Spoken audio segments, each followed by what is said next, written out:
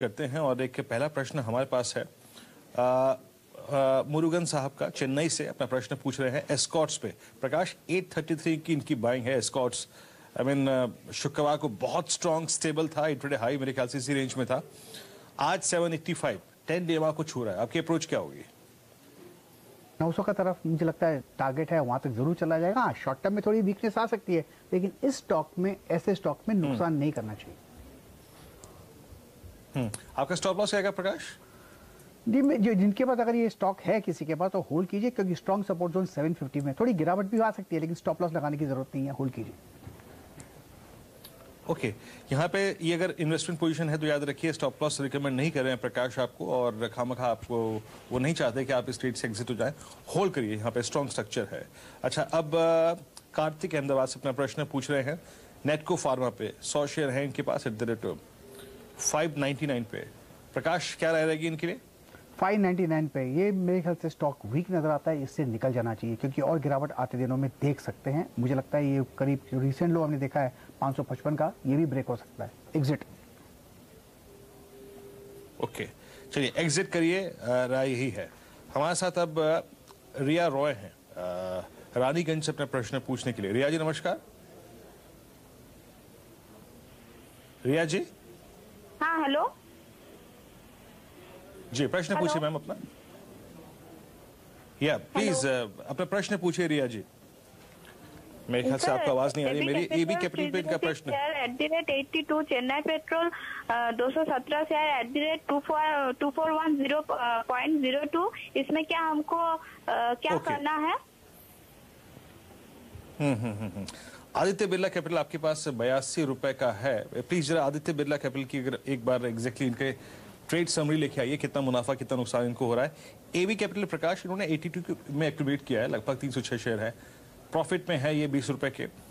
अभी करने क्या चाहिए यहाँ पे? बुक करके आ जाए बाहर एबी कैपिटल को? बिल्कुल, जब से लिस्ट हुआ उससे लगातार गिरावट देख रहे हैं। ये पहला कोई कभी कभी बहुत देखने को नहीं मिलता कि यहाँ पर कोई प्रॉफिट कर रहा है। एग्जिट प्रॉफिट मिलता है तो ले लो, पता नहीं क्या होगा स्टॉक में, है वीक स्ट्रक्चर। चेन्नई पेट्रो में भी ईश्वर की कृपा से इनके पास प्रॉफिट है प्रकाश। 217 शेयर है इनके पास 241 पे, यहाँ पर 257 पे है। यहाँ पर भी एक बार हालांकि इनको बुक कर लेना चाहिए। बिल्कुल बिल्कुल, यहाँ पर भी एक प्रॉफिट बुक कर लेना चाहिए, क्योंकि स्ट्रक्चर इसका बेसिकली वीक है। जब तक इसका स्ट्रक्चर सुधरता नहीं है तो एक्सपेंशन कॉन्ट्रैक्ट होते रहेंगे, प्रॉफिट बुक करना चाहिए।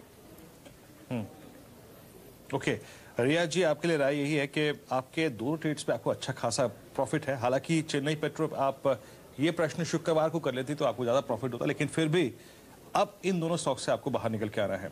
एक प्रश्न ले लेते हैं एसएमएस के जरिए। रविंद्र भुवनेश्वर से पूछ रहे हैं इनके पास बालकृष्ण इंडस्ट्रीज है 450 shares at the rate of 914।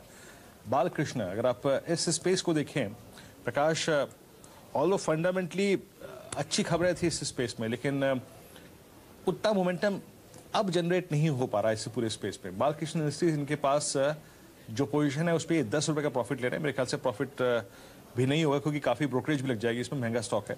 आपकी अप्रोच क्या होगी इस स्टॉक पे? मुझे इनका नजरिया मुझे पता नहीं क्या है। अगर नजरिया लंबा है तो होल्ड कर सकते हैं, लेकिन एक बात कह सकता हूं मैं कि जो रेसिस्टेंस है 1000 के आसपास है, अगर वहां चला जाता है तो जरूर प्रॉफिट बुक कीजिएगा।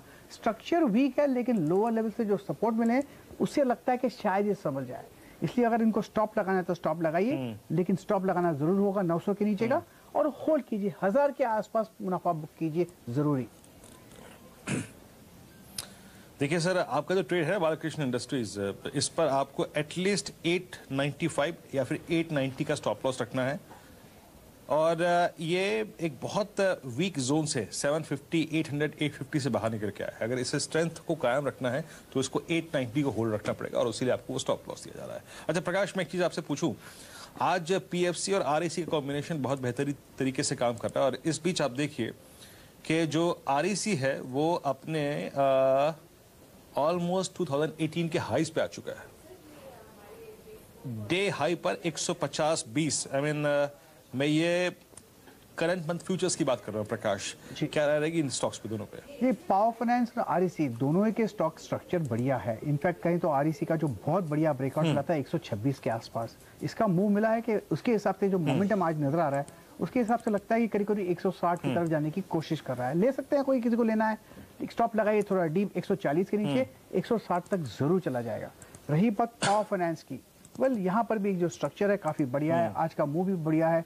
इसका मुझे टारगेट लक्ष्य करीब 125 से 130 का नजर आता है, वहां तक जाने की कोशिश कर सकता है। एक फ्रेश ट्रेड अब भी बनता है, स्टॉप होना चाहिए 112 का और ट्रेड कीजिए, शायद 125 130 नजर आए। चलिए एक प्रश्न और ले लेते हैं, और बड़ा एक्टिव काउंटर पे प्रश्न आया है। अफजल सैयद साहब है मुंबई से अपना प्रश्न पूछने के लिए। सर नमस्कार, प्रश्न पूछिए अपना। ओके, वो जुड़े नहीं है मेरे ख्याल से। उनका पीएनबी पे प्रश्न है। प्रकाश, पीएनबी इनके पास है और मेरे ख्याल से इनकी पोजीशन नहीं, ये शुक्रवार की ही होगी। ये बहुत पुराने ट्रेडर नहीं है मेरे ख्याल से। अच्छा, 95 पे ये 470 पीएनबी शेयर लेके गए हैं, 90-60 पे आज है पीएनबी। क्योंकि ये डेरिवेटिव्स के बैंड में आ चुका है, तो इसके ऊपर एक प्रेशर जोन है। आई मीन इस पूरे 91, 92, 93 के क्लस्टर पे। लेकिन अगर ये इन्वेस्टमेंट कॉल है तो इस मद्देनजर के 85, 75, 90 के जोन में इसने एक बहुत स्ट्रॉन्ग बेस बनाया है। सारी जो न्यूज फ्लो है वो इसके पक्ष में है। आप क्या करेंगे अगर एक ट्रेडर है प्रकाश तो, और अगर एक इन्वेस्टर है तो?